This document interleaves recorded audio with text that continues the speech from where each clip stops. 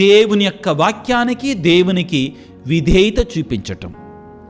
విధేయత అంటే నేను చాలాసార్లు వివరించానండి.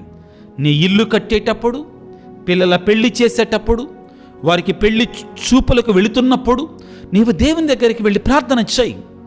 నీకు ఒక ప్రేరణ వచ్చిందనుకో, నిజమైన ప్రేరణ, వద్దు వద్దు అన్నప్పుడు నువ్వు ఆగు.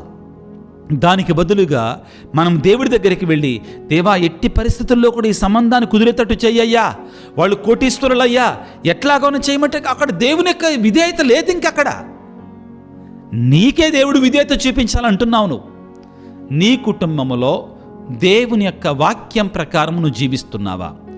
దేవుని యొక్క చిత్తానుసారముగా నువ్వు జీవిస్తున్నావా? మరియ తల్లి లూకాసు వార్త 1వ అధ్యాయము 36-38 వచనాలలో, ఇదిగో నేను ప్రభువు దాస్తులను నీ మాట చొప్పున నాకు జరుగునుగా కాని పలికింది. యోసేపు గారు పిల్లారా, మత్తయి శుభవార్త 1వ అధ్యాయములో 18వ వచనం నుంచి మనం చదువుకుంటే, దేవుని యొక్క దూత కల్లో కనిపించి నీ భార్య అయిన మరియమ్మను స్వీకరించు అని చెప్పినప్పుడు విధేయత చూపించాడు. ఆ తరువాత ఆ బాలయేసును తీసుకుని ఐగుప్తు దేశానికి వెళ్ళమంటే విధేయత చూపించాడు. అణువణువునా కూడా విధేయత చూపించారు. కాబట్టి మరియ యోసేపులు ఇరువురు కూడా ఈనాటికి కూడా దేవుని తల్లిదండ్రులుగా కొనియాడబడుతున్నారు.